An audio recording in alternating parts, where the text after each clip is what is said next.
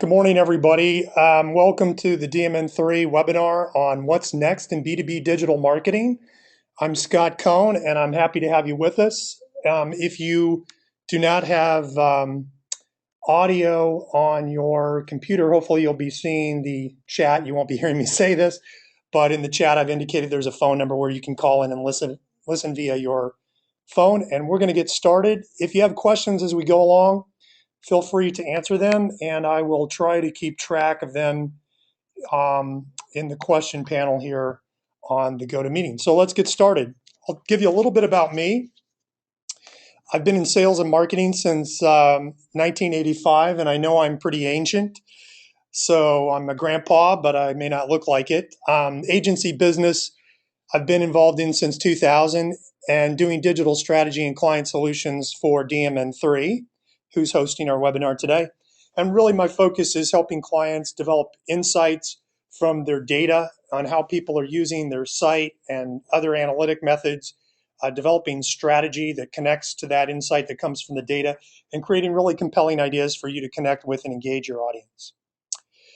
So what's next in the future of business to business digital marketing? Well, before I jump into kind of the things that are on trend right now, I want to take a little bit of a detour and just talk about the philosophical things that really should be driving us in all of our marketing practices. And that comes from one of my favorite quotes from football great Vince Lombardi, who said, "Gentlemen, this is a football." And his point when he took over the Green Bay Packers was that the team was suffering so badly because they really weren't mastering the fundamentals. And I find that that's the case with a lot of marketers when it comes to the online space, whether they're big companies, medium-sized, or even small enterprise startups. Nobody's really taking time to master the fundamentals. But there's a level above fundamentals, which is really virtuosity. It's where you become, and I'm going to talk about that in a second, but it's where you become really good at just kind of mastering the fundamentals, and then you can move on to mastery after that. A lot of folks start off and they want to be masters in the beginning and skip the fundamentals part and the virtuosity part. Unfortunately, life doesn't work that way, and neither does digital marketing. So I want to focus in on, as we talk today, kind of this concept of virtuosity, which really is all about performing the common uncommonly well. And what I see when I work with companies big and small is that when it comes to digital marketing, they're not even doing the common things very well. And so that's what I'm going to hone in on a lot today. I'm going to talk about some trends, but I'm also going to talk about the things that most companies should be doing, kind of the basic common things that they're not even bothering to do right now. So one of the first places that I start when I talk about a company's kind of digital presence is doing an assessment. And I'd like to introduce you to a free tool that you can use called Marketing Grader. It's produced by a company called HubSpot, which makes a marketing automation software suite of tools that our company happens to use. But it's a real easy tool to plug in your website and get an idea of kind of how you're standing from a digital marketing perspective. And you can see that our site, which we just relaunched here a couple weeks ago, has had a substantial improvement. We were at 53 and now we're at 80. And of course, there's always room for improvement unless you're into 100. So Marketing Grader grades sites on a scale from 1 to 100, with a 100 being the best. And they developed this algorithm after evaluating 3 million websites. So you're really comparing yourself to a benchmark of all the number of sites that are out there that have used this tool. And it gives you a good idea of how you can be doing better than you currently are doing in terms of your digital marketing. For all the attendees of today's webinar, and we have some pretty big companies on the phone, and we have some smaller companies online as well, but the average grade of today's webinar attendees was 61%, or 61. So what that means is that there's some real low-hanging items for most of us that we can do to have immediate improvement in our online marketing efforts. And I'm going to go in depth into some of these as we get going. But if you want to grade your own site, in the presentation, which we'll send out later today, we have a link to where you can actually get to the Marketing Grader tool and grade your site. So when it comes to digital marketing, I want to start with talking about how people are doing and approaching their websites. And the idea that was kind of prevalent on the internet 10 years ago, that if we just build our website, people will find us and people will show up. This idea is kind of what I call the field of dreams marketing approach. And the idea is that if you build it, they will not come anymore. And there's a couple of reasons for that. As of last December, there were 634 million websites on the internet. This probably will cross 1 billion websites and in this December's report. Of those websites, there's 3.8 billion indexed pages as of this September. And just recently in March, it was reported there's over 15 million Facebook pages for brands, companies, and other businesses. So if you're hoping to get found in literally this universe of websites that's out there on the internet, good luck. Nobody's going to just find your site by happenstance, because you're 1 in a billion, literally. So we want to talk about what's an approach that you can deploy in your marketing efforts to make sure that you are getting found. And the old traditional marketing model where the brand determined what it wanted to say to its audience and then used all these different marketing channels to push out its message, that's really gone by the wayside, because as we all are now connected to one another, what's happening is, even in a business-to-business environment, most business decision makers have gone online, have gathered their information, and have determined who they're going to do business with before they even call the sales department. So the marketing 3.0 model looks more like this, where the customer is more in charge and they're pulling information from a variety of sources to them. So, and we talked about this a second ago, but 88% of individuals conducting online research are doing it before they buy our product or service. This is true for business to business as well as business to consumer. And interestingly enough, McKinsey found that 66% of the media that's used by individuals when they make their buying decision doesn't come from corporate brand sites, doesn't come from corporate press releases or digital things. It comes from what other customers say about the brands. And so this whole idea of online reputation and online ratings and reviews is becoming more and more critical, even in the business to business space. So that's why we like to say at our agency that the goal of marketing today is to get found by people when they are looking for you, not so much get in their face when they're not looking for you. So let's talk about some trends that you need to consider as you finalize your marketing plans for the coming year. The number one trend that I want to talk about is how SEO has changed. So SEO, for those not familiar with the abbreviation, stands for search engine optimization. It's a fairly technical technique in optimizing the keywords on your site and the metadata on your site, as well as some of your external digital presence, to make sure that people are finding you based on keywords when they look. And in 2007, the key responsibility of somebody that were doing SEO for a company were really making sure the site was accessible, really focusing in on keyword research and targeting, and the practice of link building, getting others to link to your website. How that's changed, and most of you are probably aware that Google has announced numerous algorithm changes. In fact, they made about 400 algorithm changes last year alone. But the most recent change was a very dramatic change, the most dramatic change they've made since 2001, and it's been termed Hummingbird. And the responsibilities of an SEO practitioner in 2013 are all of these things you see in the blue circles. Now, there's a lot more involved than just kind of the technical aspects of keyword research and link building. Trend number two really ties in with trend number one because, as you saw there in the blue circles, content development was one of the key areas of SEO practitioners now. And so that means the secondary biggest trend that I want to talk about is the fact that content really rules, or another way of looking at it is inbound marketing rules. So these terms, content marketing, inbound marketing, are used interchangeably now in people when they talk about it. But really, what does that mean? What does content or inbound marketing mean? And we distinguish them by really making a distinction between what we call interruption marketing, which is kind of the old techniques, both of online and traditional marketing, where you're pushing your message out. And as you can see from the top red circle, that old method where you interrupt people and you try to get them to come to your website or call a phone number or do whatever action is that you're trying to get them to take really is only responsible for less than 10% of the clicks that occur on the internet.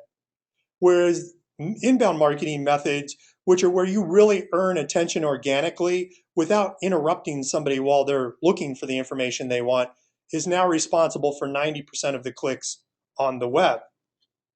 So the old method is like hitting people over the head with a sledgehammer. The new method of inbound marketing is like creating a magnet through your content, through your website, and all the value you deliver to your audience that attracts them to you. And this is being used by more and more business to business marketers. This was a benchmarking survey fielded by Marketing Sherpa, and they asked business to business marketers where they were going to be spending their money in the coming year. And you can see that content marketing was one of the areas that the budget was going to increase in, whereas below the red line, these traditional tactics and techniques were either going to not have a change in budget or were going to decrease in the amount of money that companies were investing in them overall. And in terms of thinking about your content, how you create content for your audience, you need to think in several different areas. People are looking for answers to their questions. They're looking for solutions to their problems. And some of them are just looking for inspiration and maybe even a little bit of entertainment. So you really should think about how do we create content that really meets all of our audience's kind of informational needs, emotional and rational needs, as well as just generating awareness at the top of our funnel all the way down through where people are ready to purchase. So there's a mixture there between education, entertainment, persuasive kind of content, as well as just inspirational content. It's helpful, I think, to think about, do we have enough mixture of different forms of content across this matrix?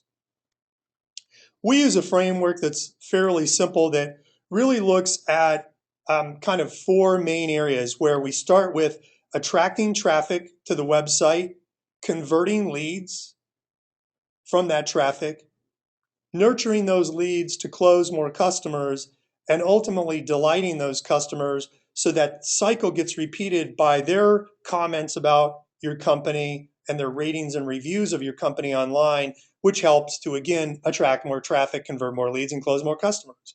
So it's really about taking a longer view and looking at your overall strategy. What are you doing in these four areas to turn strangers into promoters? And then what specific tactics go under each area? And you can see there we've lined up different tactics that we see apply more to attracting traffic, like blogging and social media, converting leads, which are calls to action and unique content. We'll talk more about that and so on.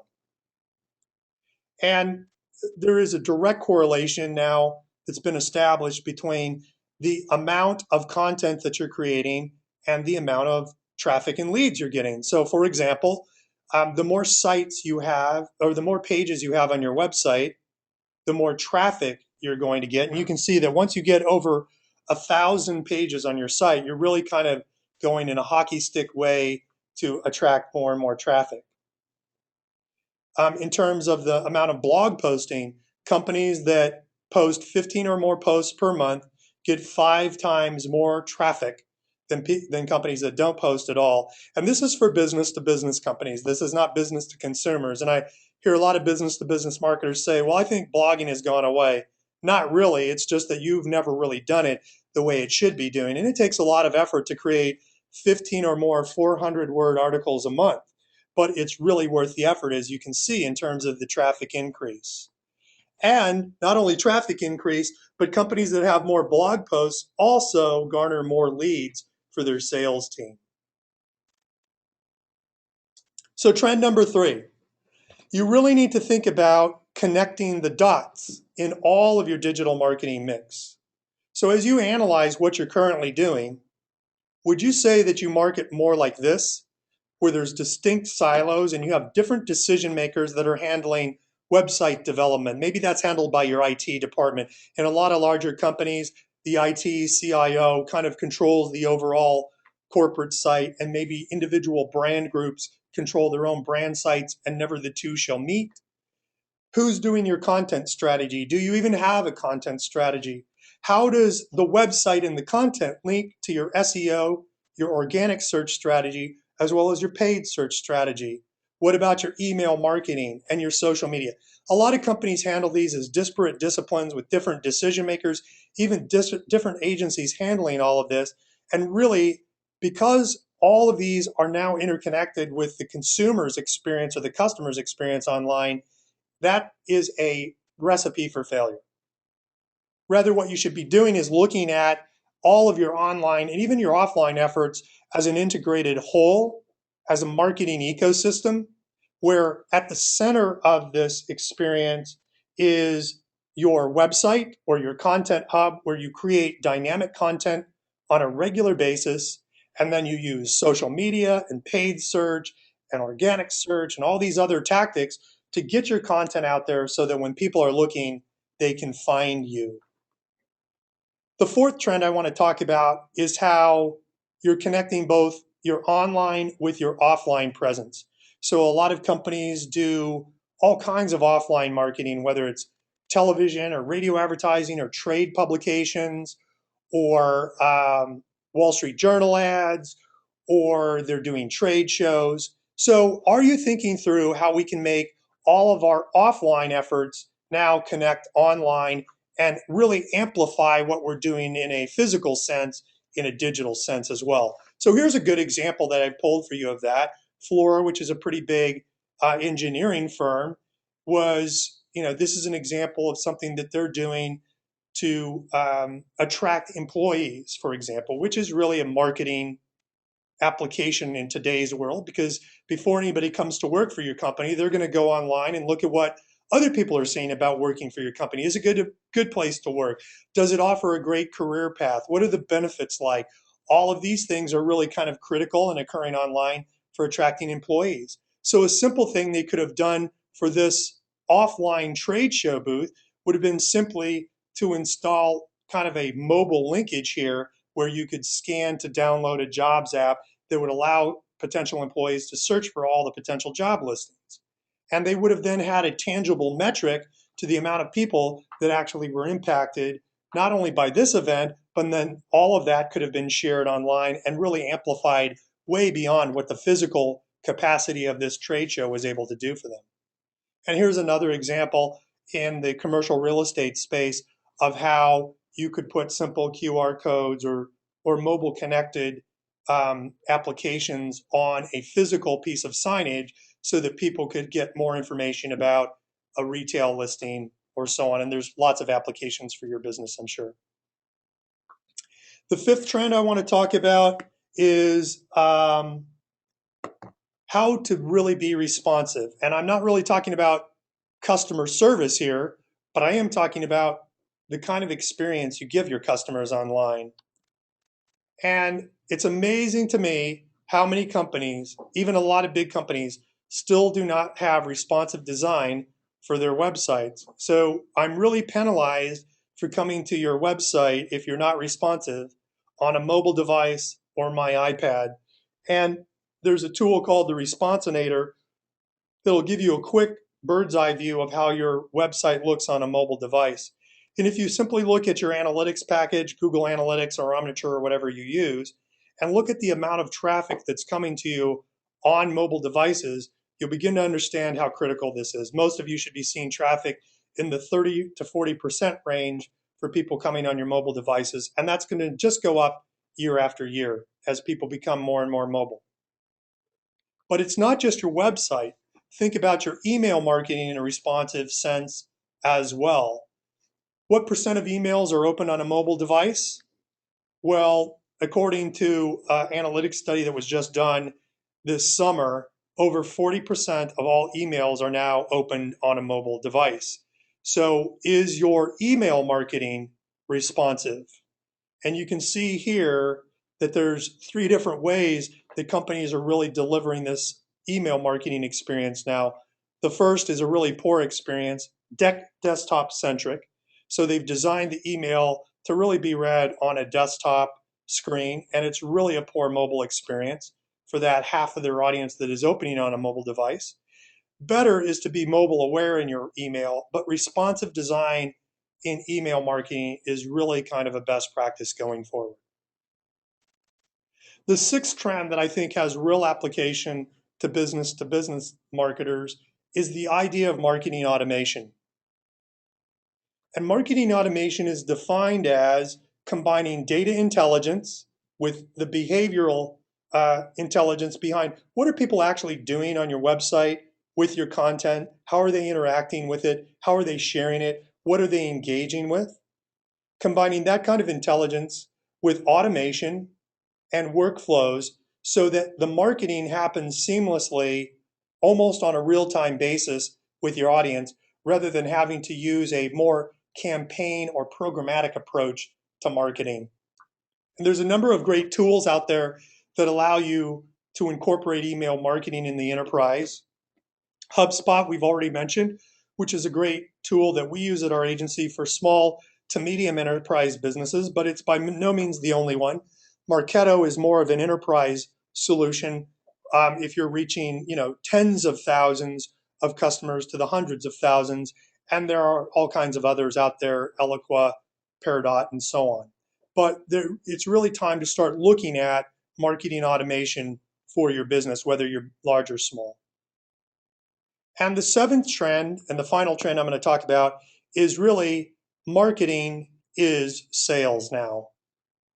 So the famous business management consultant and teacher Peter Drucker said, the goal of marketing is really making selling superfluous. So for all of us in business to business marketing, this is really the goal of mastery. In my view, is to really make marketing efforts that make selling superfluous. It's all about, does your marketing really help you sell?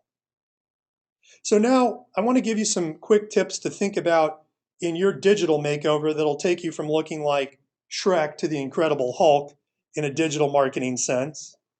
And the first practical step that I'd like to share with you is you need to start by auditing what's going on. And who do you need to audit?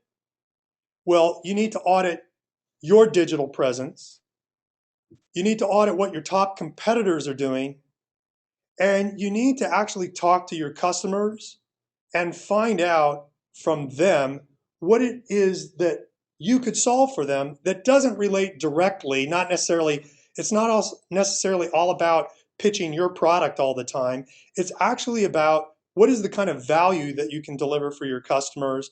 How can you provide them thought leadership? How can you provide them answers to their questions and solve their problems in a way that kind of embeds your solution in that broader context? And when you audit and evaluate both you and your competitors and talk to your customers, what you really need to do is look at quality over quantity. Quantity is important, but quality is way more important. Specifically, how Google's changed their search algorithms. They're looking for much more quality content now than they used to be. What are you auditing and assessing when you look at all these different stakeholders? Well, you want to look at the keywords that are being used. You want to look at the content that's being delivered. You want to look at the inbound links. Who's linking to your website and your digital presence? Are there links coming from social sites, which more and more are mixing into Google's search algorithm? In fact, Google uses Google Plus as one of the top ranking factors in their search algorithm now, which is why every business should have a Google Plus page and should be sharing their blog posts and their longer form content on Google Plus. Maybe not because a lot of your audience uses Google Plus, but Google uses Google Plus. You should look at your social sites. You should look at the design of your entire digital experience and the whole user experience. Are you creating a clean, uncluttered, professional design, or are you kind of really mucking it up with everything that you can put on the page? Are you creating unique user experiences? Do you have great calls to action where you're getting people to give you their information and raise their hand so that you can create leads out of them and nurture them over time? Because only a small percentage of people coming to your website are going to be ready to buy on the day they come. So what do you do with the rest of your visitors? You've got to have a way to capture their information and nurture them over time, delivering valuable content to them in kind of a drip campaign so that over time you can work to convert them as customers. And here's a list of a bunch of different tools that you might use in the audit process. All of these do different things, but they're great resources to kind of take a look at what is occurring with both you and your competitors, and then how are your customers really experiencing what you have to offer. The outcome of this audit process is really to get to a gap analysis where you look at where you are, which represents point A, and you look at how far you've got to go to get to point B.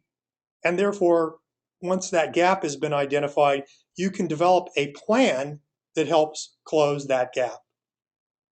Then we use what we call a transformation matrix, where we take all of the activities that we're doing and we plot them in these 4 quadrants. And we do that on the basis of what are we doing that we really want to elevate in terms of our digital experience and our digital marketing efforts? What do we need to create that we're not doing now that we should be doing? What do we want to eliminate? And what do we kind of want to minimize or reduce in our emphasis? Maybe we're putting too much emphasis on paid search and we're just spending a lot of money on paid search, but it's not really resulting in decent conversions for us. And so maybe you need to kind of reduce some of those things. So once you've taken all your activity and put it in these 4 quadrants, you can then mind map everything out, see where it's all interconnected to one another, and really set your priorities for what you want to do from a digital marketing perspective, both from a short-term basis and a long-term basis.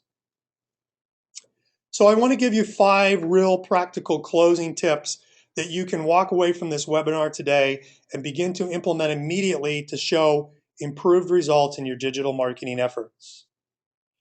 The first is realize that the only thing you truly own is your own website. So I would use social media as a place to promote my content and my site, but I wouldn't overly fixate on building a presence on social media, because social media is simply a vehicle to get people back to my website. This is the only thing I truly own. Therefore, it's really important. One of the first things you should do is create a content strategy and a plan. That's kind of the master blueprint for what you're doing, not only with your website, but your social media, your paid search, your email marketing, all your online touch points really have to have the heart of them going back to what is our content strategy and what is our content plan. When you build your content strategy, you also need to think about content that's created for people that are in different stages of the buying process. And we use a see, think, do framework to kind of help us think about organizing that. So for example, if I was an office supply or office furniture company, I might think about my C audience as all businesses that buy office furniture. And I want to make sure that I'm creating content that takes that audience into consideration. It's a very broad audience. So what are some of the problems and the questions that this audience is asking relative to my office supply business that I can maybe supply some answers to, but aren't really pitching and selling my product so much as positioning me as a resource? The second thing is the think audience, and these are all businesses that buy office furniture and think they may need some. So they're in the process of starting to evaluate. So what kind of content do I create for these folks? And then finally, those in the do category are all businesses that buy office furniture and need some right now. And most companies are orienting a lot of their content to that final category, the do audience, while neglecting the see and the think. Therefore, their websites suffer from lack of building traffic month over month, and they don't really have a lot of engagement other than just a small percentage of their audience coming and converting.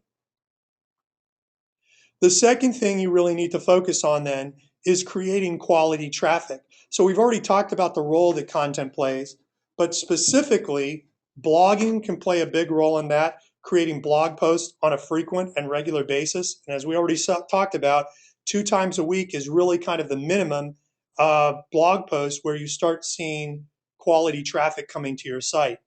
Promoting those blog posts on social media is a great way to build traffic as well. And we're not just talking about promoting that when you do a blog post, but we're talking about promoting it multiple times the day you post that blog post, and then again on the weekend, because people check in with social media sites at different times. So if you're not there in the couple of hours when they're checking in, they've totally missed you in their status feed, and you want to be doing that on a much more regular schedule for people to get awareness of that. And then leveraging search engine optimization around those other two factors as well. You want to create qualified leads from all of that traffic. So how do you do that? Well, you create unique, longer form content offers. These can be things like webinars, like we're doing today, which you record and then post on your site in exchange for getting somebody to fill out a lead form. It could be an ebook. It could be a research paper or a presentation that you share on SlideShare. But it's a unique, longer form of content instead of just a blog post. And then you want to promote those on your website and on your social sites as well, where you can, with calls to action. And we recommend several calls to action on each web page where you have them. And then those calls to action lead to landing pages where there's a lead form. So a great example of that is FreshBooks, which sells a business-to-business cloud-based accounting solution for small to medium-sized businesses. And you can see here that they're using high contrast colors and really great calls to action to try their software for free for 30 days. And it's located in two different places above the fold on their site. Hard to miss. The fourth real practical thing you can do right now is then, once you get those leads, nurture them over time to close more sales. So you really need to think about segmenting the leads as they come in to your email marketing database and identifying people maybe by company size, by revenue size. There might be other criteria that you want to segment all of these people that come in, but they get put into specific customer persona types. And then you can treat them differently rather than sending mass emails to each of them. Maybe some of them are smaller businesses and you want to treat them in a different way than larger businesses, or maybe some are in a particular vertical market like architects or engineering firms and you want to treat them differently from interior designers, for example. So once you segment your database, then you can schedule email and kind of automate a process whereby they're getting regular communication from you on a nurturing email campaign to lead them along the path to sale to where they're eventually ready to close. And then you also want to analyze and optimize all of your efforts on a monthly basis. It's amazing to me how many companies kind of set their marketing plan in concrete and they don't really take a critical view of it on a month-to-month basis. We're big believers in the things that should be what we call starve the vultures, feed the eagles. So the things that are really sapping you and aren't delivering productivity in your marketing budget, you need to cut back on those over time. And you need to look at what's delivering in performance month over month. And the things that are working, feed those with more budget and more experimentation. And finally, the thought I'd like to leave you with is the thing we can all aspire to right now is virtuosity. Again, this idea of performing the common uncommonly well. And if you just take kind of these base fundamentals, in addition to the trends that are out there of what's new in business to business marketing, to me, the best way to succeed is really to aspire to do these fundamental things very, very well. And that's the way to have great success and great results. So we've got about 10 more minutes left in the time that we've allotted. Be happy to take questions here if you want to type into the question box on your screen, and I'll try to do my best to answer those as we go.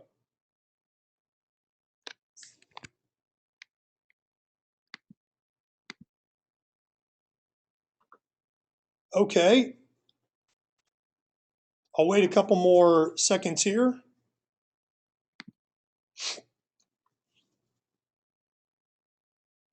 We should have some game show music playing at this point.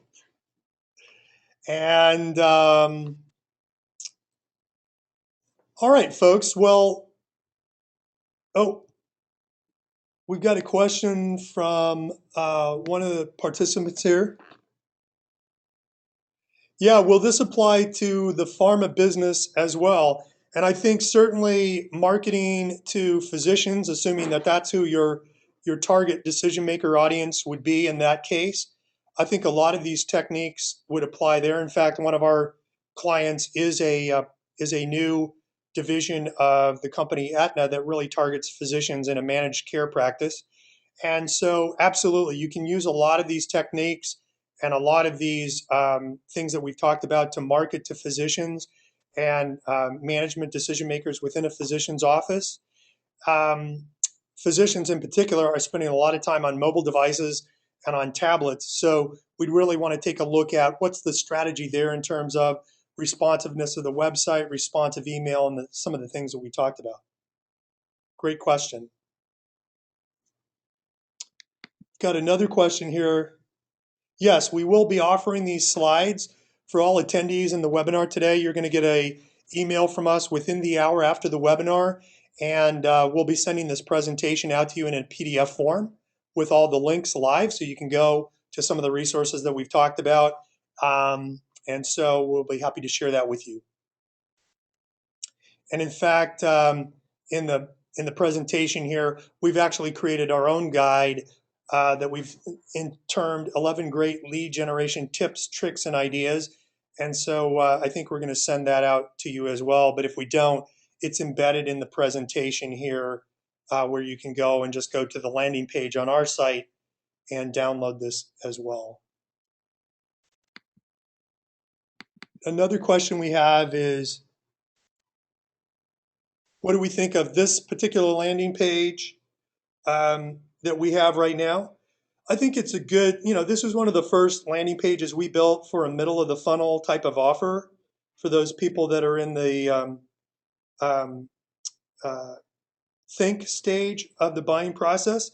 And so I think it's a good start for our team. We're looking at how this has been performing from an analytics standpoint. It's been up about a month, and I think there's probably room for improvement on this page, but it was kind of a good start for our team. And that's I think kind of what I want to share primarily with everybody is you got to start somewhere and you got to start experimenting and see what's working and what's not working. Another question we get is, are we able to measure ROI? Absolutely. That's one of the benefits of all this digital interconnectivity is being able to know exactly what you're spending on a particular area and knowing what it's delivering in terms of how many actual buyers did we get from this process. And we measure that very closely in terms of how much of our traffic is converting to leads. And we're looking for a figure of about 5%, which is kind of an industry standard for business to business. So 5% of your website traffic should be converting to leads. And of that, you're doing really well if about 3% of your leads are converting to actual sales. So the way you measure ROI obviously is looking at what's your lifetime customer value worth? What did you spend on that particular tactic to acquire them? And then is that really paying out on our basis of measurement, whether it's 4-to-1, whether it's 10-to-1, whatever. Everybody's got different thresholds based on whether they're a higher volume, lower ticket sale, or whether they're a longer lead but higher ticket sale. So if you're selling $1 million metal buildings or pharmaceutical sales, you're going to have a much different ROI than a company that's selling, business insurance, for example.